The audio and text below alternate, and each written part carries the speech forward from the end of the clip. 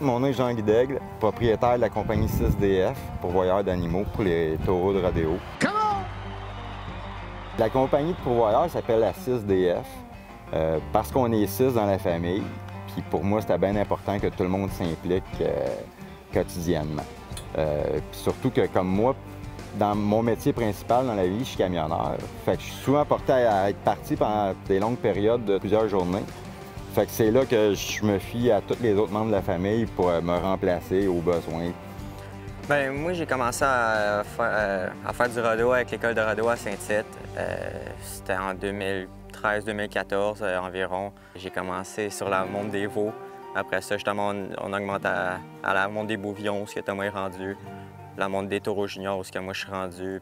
Mais c'est vraiment justement à cause de mon père qui a fait comme ça, tu l'as essayé. Puis moi, j'ai vraiment aimé ça. Mon nom est Thomas et j'ai fait la monte des bouvillons. J'ai commencé à faire du rodéo grâce à mon père aussi. J'ai commencé en 2016, aussi à l'école de rodéo aussi. J'ai du stress, de l'adrénaline qui embarque là. Je trouve ça le fun d'en faire. Le métier de pourvoyeur d'animaux, c'est de garder des taureaux de rodéo qui sont voués juste à ce sport-là, rien d'autre.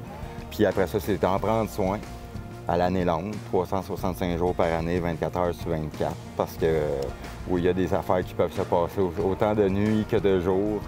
Fait que des fois, on passe des nuits blanches à cause de ça. Les choses qui peuvent arriver, c'est qu'ils sont tous regroupés dans le même parc, qui fait que c'est tous des mâles avec beaucoup de testostérone. Donc, souvent, il y a des batailles entre eux autres. Ils chicanent ou ils s'amusent, on ne sait pas trop. Mais des fois, ça peut mal finir si on s'en mêle pas pour les séparer quand on voit qu'il y en a un qui est en difficulté.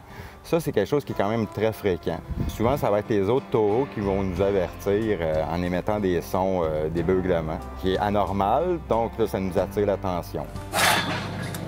C'est des animaux de rodéo. On parle ici d'un élevage vraiment qui a été travaillé depuis plusieurs années par d'autres pourvoyeurs d'animaux, une question de bridage qu'on appelle, de père en fils, que ce soit vraiment des taureaux qui sont élevés pour ça, qui ont ça dans leur sang.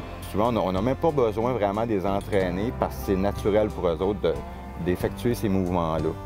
Il faut juste les entraîner à savoir quand commencer puis quand arrêter. On est capable de deviner chez les jeunes taureaux assez jeunes s'ils ont un certain talent pour ça ou pas. On va commencer vraiment à 1 an à les pratiquer juste pour voir s'ils sont dirigés vers les bons mouvements ou pas. On l'essaie juste une fois, on les laisse reposer, on attend 2 ans, on les rasseille à 2 ans. Puis si à 2 ans, ils sont vraiment parfaits, là, on va plus les garder puis les entraîner avec des machines spéciales qui représentent un peu, qui vont imiter la présence d'un cow-boy sur leur dos, juste pour qu'ils prennent l'habitude de faire les bons mouvements puis arrêter quand il n'y a plus de cow-boy dessus. Here we go!